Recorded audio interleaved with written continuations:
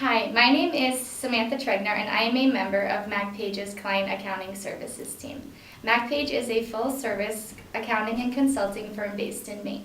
Our team specializes in outsourced accounting, controllership, and CFO services. We are transforming the traditional role of bookkeepers and accountants through cutting-edge technology solutions, streamlined accounting processes, and proactive advice from a team of experienced professionals.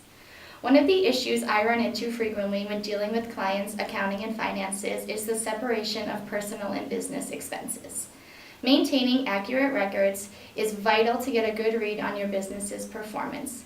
Thus, keeping your business finances separate from your personal finances is a must. I'm here today to tell you a few reasons as to why it's so important to keep them separate and a few tips on how to do so. Keeping accurate records of personal and business finances will help in taking advantage of tax deductions, including writing off business expenses. While the IRS does allow business owners to claim deductions on business-related expenses, there must be proper documentation to support it. When you have your finances intermingled, it becomes more difficult to validate the deduction. Next is having good business credit. Having good business credit is vital for business growth.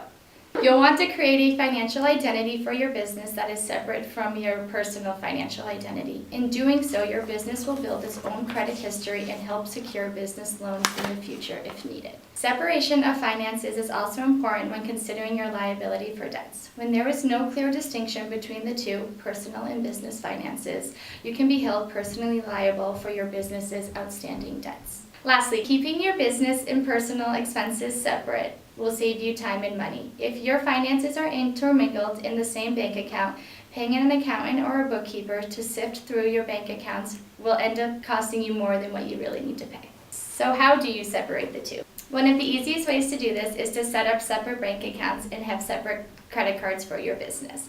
This simplifies everything by having all your business's incomes and expenses into one place, which therefore makes your records more accurate and tax filing much easier.